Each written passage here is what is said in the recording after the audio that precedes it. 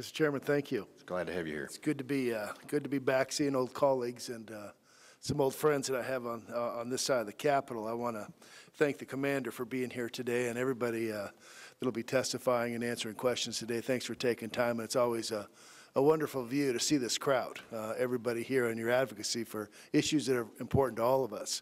I want to take a moment, though, to acknowledge the veterans who've flown here from my home state, Bill Bowman and John Hanson. Are you out there? There we go. Any other Nevadan veterans out there, please raise your hand. Anyway, they're tremendous advocates. They had appointments in my office at 9:30 this morning, and they were there at 8:30. So if that gives you any idea how aggressive they are, and I appreciate all the work that they do, and they're great advocates, and they represent the battle-born state quite well. Commander Johnston, I think we can all agree that there remains a lot to be improved upon when it comes to and for caring of our American veterans, which is why the work that the DAV does as an advocacy group and resource for our veterans is so important. This is the second year I've had a privilege to sit on the Senate Veterans Affairs Committee. While that may not be for as long a period of time compared to some of the other members here, it's clear that one issue continues to be a primary focus, and that's the disability claims backlog at the VA. The VA promised veterans that their claims would be completed in less than 125 days. Yet more than 4,300 veterans in Las Vegas, Reno, and across Nevada have waited much longer than that. In fact, Nevada has the longest waiting time in the nation. That is why I've made it a top priority on this committee to work to address this issue in a bipartisan manner.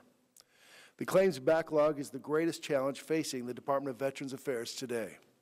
But this issue has been plaguing the VA for over 20 years, or 2 decades, and the reality is we must update the process.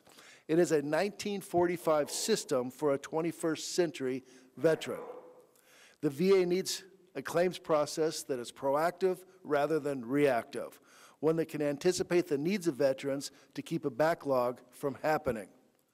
Some may want to point fingers, place blames, but at the end of the day, Congress, the VSOs, and the VA all have a part to play.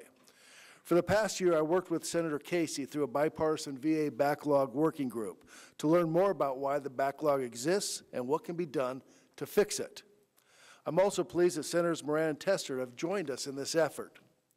It has taken significant time and resources to dig into this issue, and shortly I look forward to rolling out suggestions that we have developed with the help of the DAV.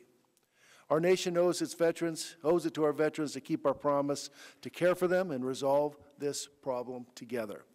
This is just one of the many important issues that will be discussed today, and I appreciate DAV being here and look forward to the testimony. Thank you, Mr. Chairman.